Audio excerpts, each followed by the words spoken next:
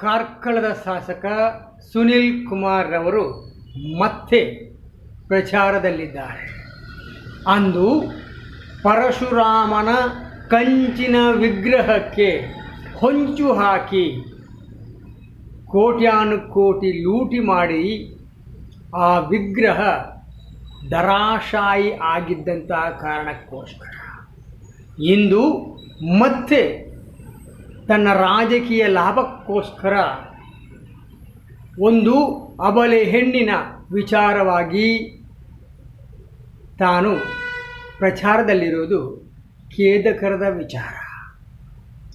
Altaf, Richard, Abhay ಈ ಮೂವರು ಓರ್ವ ದಲಿತ ಮಹಿಳೆಯನ್ನು ಅತ್ಯಾಚಾರ ಮಾಡಿ ಅನ್ಯಾಯವನ್ನು ಮಾಡಿ ಅವಳ ಜೀವನವನ್ನು ನಾಶ ಮಾಡಿದ್ದಾರೆ.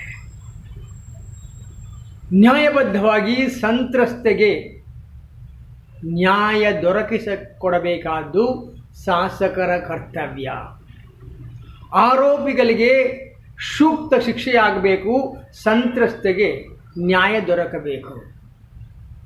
ಆದರೆ ಸುನಿಲ್ ಕುಮಾರ್ ರವರು ಅಬ್ಬರಿಸಿ ಬೊಬ್ಬಿರಿದು ಹುಂಕರಿಸಿ ಟೇಂಕಾರ ಮಾಡಿದರು.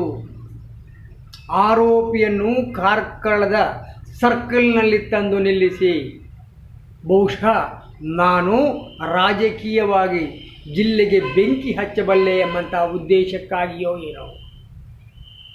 ಆದರೆ ಸುನಿಲ್ ಕುಮಾರ್ ಅಂದು ಅವರಿಗೆ ಗೋಚರಿಸಿದ್ದು ಲವ್ ಜಿಹಾದ್. ಈ ಕಾರಣಕ್ಕಾಗಿ ಅವರು ಅಬ್ಬರಿಸಿದ್ದು, ಹುಂಕರಿಸಿ ಠೇಂಕರಿಸಿದ್ದು. ಅಲ್ಲಿ ಆರೋಪಿ ಮುಸಲ್ಮಾನನಾಗಿದ್ದ ಎಂಬಂಥ ಕಾರಣಕ್ಕೋಸ್ಕರ ಅವರ ಕೋಪ ಮತ್ತಷ್ಟು ಕಡಿಮೆ ಆಗಲು ಕಾರಣ. ಅಲ್ಲೊಬ್ಬ ರಿಚರ್ಡ್ನೂ ಇದ್ದ. ಆದರೆ ಸುನಿಲ್ ಕುಮಾರ್ ಅವರ ಕೋಪಾಗ್ನಿ ಸಂಪೂರ್ಣ ಭಸ್ಮವಾದದ್ದು ಅಲ್ಲೊಬ್ಬ ಅಭಯ ಎನ್ನುವಂಥ ಯುವಕ ಇದ್ದ. ಅವ ಹಿಂದುವಾಗಿದ್ದ, ಎಲ್ಲಕ್ಕೂ ಮಿಗಿಲಾಗಿ ತನ್ನ ಒಡನಾಡಿಯಾಗಿದ್ದ ಎಂಬಂಥ ಕಾರಣಕ್ಕಾಗಿ. ನನ್ನ ಪ್ರಶ್ನೆ ಸುನಿಲ್ ಕುಮಾರ್ ಅವರಲ್ಲಿ, ನಿಮ್ಮ ಕಾಳಜಿ ನಿಜವಾಗಿಯೂ ಹಿಂದೂಗಳ ಪರವಾಗಿಯೋ ಅಥವಾ ಸಂತ್ರಸ್ತೆಯ ಪರವಾಗಿಯೋ? ಈ ಕೃತ್ಯದಲ್ಲಿ ಭಾಗಿಯಾದ ಅಥವಾ ಭಾಗಿಯಾಗುವ ಹಿಂದೂಗಳ ಪರವೋ ಅಥವಾ ಅಮಾಯಕ ಹಿಂದೂಗಳು ಈ ರೀತಿಯ ಕಾರ್ಯಗಳಲ್ಲಿ ಸಿಕ್ಕಿ ಹಾಕಿಕೊಂಡಾಗ ಅವರನ್ನು ಬಿಡಿಸಿ ನಾನು ಹಿಂದೂ ಪರ ಎನ್ನಲು ಅಥವಾ ಅವರನ್ನು ಪ್ರೋತ್ಸಾಹಿಸಿ ಜೈಲು ಭಾಗ್ಯ ಕರುಣಿಸಲು ನಿಮ್ಮ ದೇಶ ಪ್ರೇಮ, ಹಿಂದುತ್ವ, ಪ್ರಭು ಶ್ರೀರಾಮನ ಪ್ರೇಮ ಈಗ ನಿಧಾನವಾಗಿ ಬಯಲಾಗುತ್ತಿದೆ. ಪರಶುರಾಮನ ವಿಗ್ರಹ ಧರಾಶಾಯಿ. ಈ ದೇಶದ ಅಸ್ಮಿತೆ ಛತ್ರಪತಿ ಶಿವಾಜಿಯ ವಿಗ್ರಹ ಧರಾಶಾಯಿ.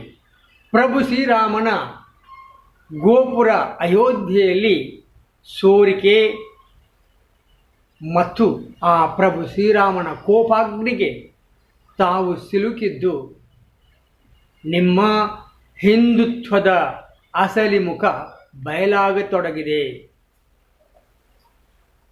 ಅನೇಕ ಅಮಾಯಕ ಹಿಂದೂಗಳ ಜೀವನ ನಾಶ ಮಾಡಿದ ಪಾಪದ ಕೂಪ ನಿಮ್ಮ ರಾಜಕೀಯವನ್ನು ಭವಿಷ್ಯದಲ್ಲಿ ಬಟಾಬಯಲು ಮಾಡಲಿದೆ.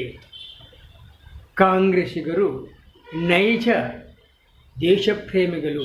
ಅವರ ದೇಶಪ್ರೇಮ ಜನತೆಗೆ ಅರಿವಾಗಲಿದೆ. ಜೈ ಹಿಂದ್.